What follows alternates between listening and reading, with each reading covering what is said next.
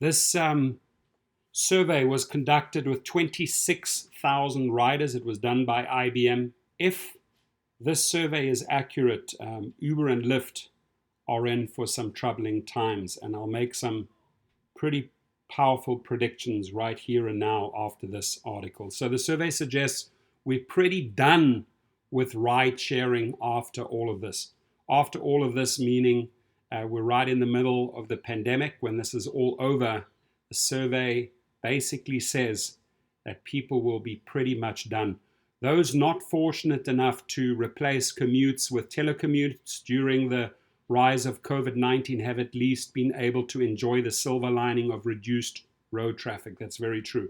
Now, just in a nutshell, before I go into this, so I keep your interest, out of 26,000 people surveyed, right, 50% said they distrust Uber and Lyft, and they're going to be moving on, and I'll explain what moving on means in a while here. That pleasure, however, will be short-lived as America is returning to work with its recovery incomplete, and its situationally aware populace will do what it must to stay safe. To many Americans, that will require avoiding contact with the public wherever possible, meaning the substitution of private forms of transport for the communal, in other words, more cars and more traffic. So a lot of people here are prepared to go straight back behind their steering wheel, right?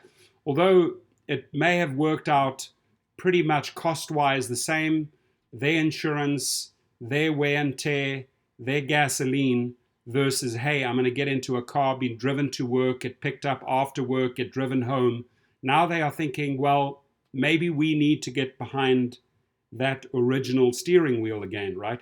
Studies by car gurus and the IBM Institute for Business Value that together surveyed roughly 26,000 American adults found that around half have developed a distrust for ride-sharing services like Uber and Lyft. 39% of the former 722 respondents said they plan to use less or no ride shares whatsoever from here on outwards. And more than half of the latter's 25,000 plus respondents said similar. The IBM survey also found that 24% will cease using rideshare adjacent services like taxis, and though taxis may be less than 100th as Germany as your average Uber, according to a 2019 study. I don't think that taxis have less germs, quite the opposite. Some 28% of IBM respondents who take public transport, such as buses or trains, said they will use these modes of mobility less often, and more than 20% said they will stop entirely. People still need to get around, though, and they will default to the safest way they know, that being the car. Their own car, or maybe going out and buying a car.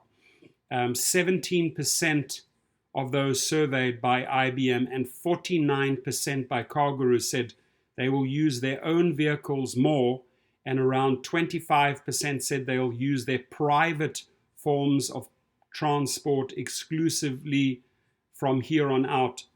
I also see the private sector, limo drivers, TCP drivers, TCN, TNC drivers really profiting from this survey. To that end, listen to that, 41% of those surveyed by car gurus said they soon expect to purchase a vehicle. They soon expect to purchase a vehicle, and the prices obviously are going to be insane, so they're going to get the deal of the century during the pandemic, right? Be it a replacement for the current car or a new set of wheels to augment it. Regardless of whether they purchase cars new, as automakers want them to, or seek a bargain on the used market, it looks like traffic after the shutdown is going to be even worse than it was before. If there were any time to live off the grid in a van for a while, despite the challenges of such a lifestyle in the age of coronavirus, this might be it. So well, we shall see where that goes. We don't know yet when this is all over, But how will these riders behave? Will they go back? Will they get into their original cars? Will they buy their own new car? Your comments are welcome. Thank you.